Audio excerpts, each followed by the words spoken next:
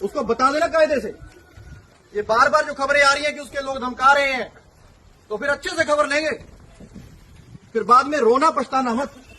दोस्तों, आईपीएस अजय पाल शर्मा का ये वीडियो जबरदस्त तरीके से वायरल है और इस वीडियो को लेकर बीजेपी और तृणमूल कांग्रेस सामने सामने आ गए हैं। एक किस्म से नूरा कुश्ती इनमें चल रही है, जिसमें चुनाव आयोग भी है। अब देखिए, बड़ा सवाल तो ये खड़ा होता है कि आखिर ऐसा इस वीडियो में क्या है। ये आपने उसकी एक छोटी सी झलक देखी, पूरी कहानी बहुत आसान भाषा में मैं आपको बताने वाली हूँ। नमस्कार, मेरा नाम है ज्योति तनेजा भसीन। आप सभी से अपील कि मेरे चैनल को सब्सक्राइब और शेयर जरूर करिएगा। अब देखिए, सबसे पहले तो मैं आपको ये बता दूं कि अजय पाल शर्मा एक आईपीएस अधिकारी हैं, यूपी कैडर के हैं और चुनाव ऑब्जर्वर के तौर पर इनकी तैनाती पश्चिम बंगाल में है। पश्चिम बंगाल के 24 परगना में है, दक्षिण 24 परगना में। अब ये जो दक्षिण 24 परगना है, ये अभिषेक बनर्जी जो हैं उनके बहुत नजदीकी एक कैंडिडेट हैं, जहांगीर खान उनका है। अब जहांगीर खान के ही इलाके में ऑब्जर्वर के तौर पर पहुंचते हैं अजय पाल शर्मा। अब वो सीधे यहां पहुंचते हैं जहांगीर खान के रिश्तेदारों के पास, उनके घर के पास, और वो सीधे धमकी देते हैं। और धमकी ये देते हैं कि भैया अगर कोई गड़बड़ कर दी ना तो फिर हमसे बुरा कोई नहीं होगा, फिर पछताते रहना। सुनिए पहले। आसपास के जितने भी लोग हैं अच्छी तरह से समझ लें कि अगर किसी ने बदमाशी करी तो उनका कायदे से इलाज किया जाएगा। फिर अगर कहीं से खबर आ गई कि किसी ने कोई खुराफात करने की, किसी को परेशान करने की कोशिश की है, तो फिर उसकी खबर फिर अच्छे से लेंगे हम। ये जहांगीर के घर वाले भी खड़े हैं, उसको बता देना कायदे से। ये बार बार जो खबरें आ रही हैं कि उसके लोग धमका रहे हैं, तो फिर अच्छे से खबर लेंगे, फिर बाद में रोना पछताना मत। और जानते हैं, ये वीडियो सबसे पहले पोस्ट हुआ था बीजेपी के हैंडल से, जो आपने देखा भी। अब इसको लेकर तृणमूल कांग्रेस अखिलेश यादव बेहद नाराज हैं। वो कह रहे हैं कि ऑब्जर्वर चुनाव आयोग ने बनाया इन्हें 24 परगना का, तो बीजेपी क्यों पोस्ट कर रही है, बीजेपी क्यों उसमें टांग अड़ा रही है, बीजेपी का इससे क्या लेना देना। तो कुल मिलाकर के निष्पक्षता को लेकर एक किस्म से सवाल उठाने की कोशिश की जा रही है। अब मैं आपको बता देती हूं कि सबसे पहला सवाल जो खड़ा किया वो इन्होंने खड़ा किया। ये एक अधिकारी रह चुके हैं और इनका नाम आप देख लीजिए, इनके ट्विटर हैंडल से KBS सिंधु इनका नाम है, एक्स IAS है।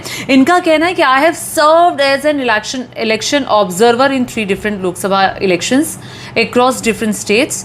द कार्डिनल रूल, जो एक किस्म से रूल रहता है, वो बहुत सिंपल है। इलेक्शन ऑब्जर्वर का मतलब होता है कि वो इलेक्शन कमीशन की आइज है, उनकी ईयर है, उनके कान है।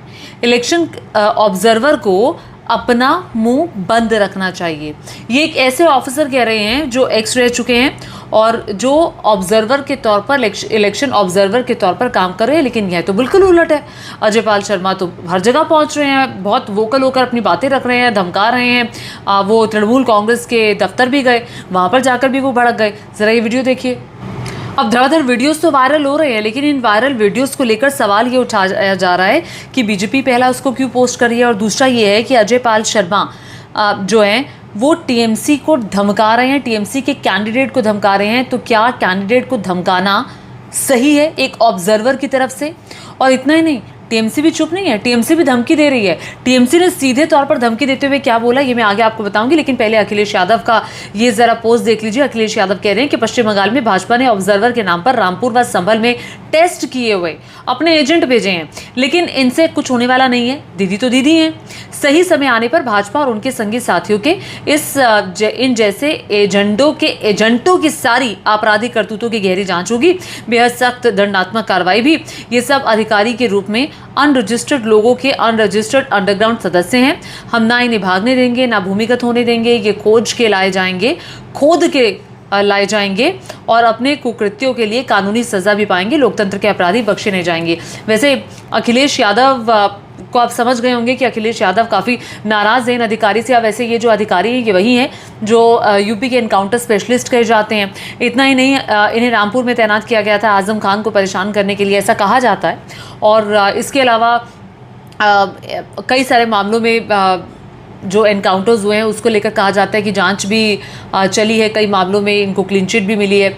तो अभी हाल ही में ये चर्चा में तब आए थे जब खुद उन्होंने नाम भी लिया था अभिमुक्तेश्वरानंद जी ने, और कहा था शंकराचार्य अभिमुक्तेश्वरानंद जी ने कि अजयपाल शर्मा का उन्होंने बाकायदा नाम लिया था कि वो तो जो आशुतोष है उनके साथ मिलकर केक काट रहे हैं, वो तो पहले से ही एक हैं और ये मामला उनके पास है। तो कुल मिलाकर के चर्चा में तब आए। अब मैं आपको दिखा देना चाहती हूँ कि इसको लेकर के क्या बात कही जा रही है और क्या कुछ योगेंद्र यादव क्या कह रहे हैं। ये देखिए चुनाव आयोग के अफसरों का अंदाज। ये है अजयपाल सिंह, यूपी कैडर के आईपीएस जिन्होंने चुनाव आयोग विशेष रूप से बंगाल आया है। जिला दक्षिण 24 परगना के फाल्ता विधानसभा क्षेत्र में टीएमसी के उम्मीदवार जहांगीर के परिवार को ये धमका रहे हैं।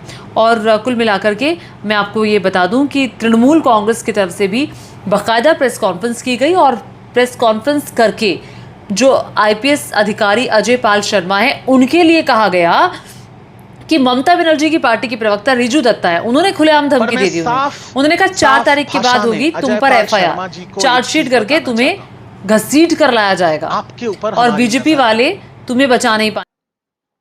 पर मैं साफ भाषा में अजयपाल शर्मा जी को एक चीज बताना चाहता हूं, आपके ऊपर हमारी नजर है। आप जो ये गैर कानूनी काम कर रहे हैं, ये जो रात के अंधेरे में रेड्स कर रहे हैं, ये जो महिलाओं के साथ अश्लील व्यवहार कर रहे हैं, ये जो डायमंड हार्बर के लोगों को धमका रहे हैं, चमका रहे हैं, ये जो असंवैधानिक काम आप कर रहे हैं अपने बीजेपी के मालिकों के निर्देश पे, मैं आपको इतना बता देना चाहता हूं, 4 तारीख रिजल्ट निकलने के बाद आप जहां भी भाग जाएं आप छुप नहीं पाएंगे। आपको ऐसा लगता होगा कि हम एक दूसरे राज्य से आए हैं, वहां पर हम चले जाएंगे और मेरा बीजेपी का मालिक मुझे बचा लेगा। मैं आपको सीधी तौर पे यह कहना चाहता हूं कि आपके खिलाफ एफआईआर होगा, आपके खिलाफ चार्जशीट होगा और आपको घसीट के कोर्ट में लाया जाएगा, जहां पर कानून सख्त से सख्त कार्रवाई आपके खिलाफ करेगी। कोई राज्य, कोई बीजेपी का मालिक आपको बचा नहीं पाएगा। तो तृणमूल कांग्रेस की तरफ से भी धमकियां मिल रही हैं। सबसे पहले इसे महुआ मोइत्रा ने उठाया। उन्होंने जैसे ये पोस्ट किया, उसके बाद सभी का ध्यान गया कि अच्छा ये क्या हो रहा है पश्चिम बंगाल में। ये देखिए महुआ मोइत्रा का ये मैं ट्वीट आपको दिखा रही हूँ। मेरा फेयर एंड लवली बबुआ, हम तो वो लोग हैं जो कायदे से आपके छोटा फेंटा और बड़ा फेंटा का भी इलाज कर लेते हैं। हीरोगिरी थोड़ा संभाल के कीजिए। और मैं आपको ये भी बता देती हूँ कि बीजेपी की तरफ से जो बाकायदा ट्वीट हुआ था ना, उसमें ये कहा गया था Ajaypal Sharma the encounter specialist and Singham of UP police is deployed as police observer of south 24 Parganas. He just read the right act to, एक मिनट, ये पूरा पढ़ने की जरूरत है टाइम के बाद। और ये देखिए, ये बीजेपी की तरफ से भी बाकायदा पोस्ट किया गया जिसमें सीधे तौर पर बताया गया कि Ajaypal Sharma the encounter specialist Singham of UP police, जिन्हें डिप्लॉय किया गया है इलेक्शन ऑब्जर्वर के तौर पर 24 परगना में, और कोई भी रोक नहीं पाएगा फेयर इलेक्शन करने से।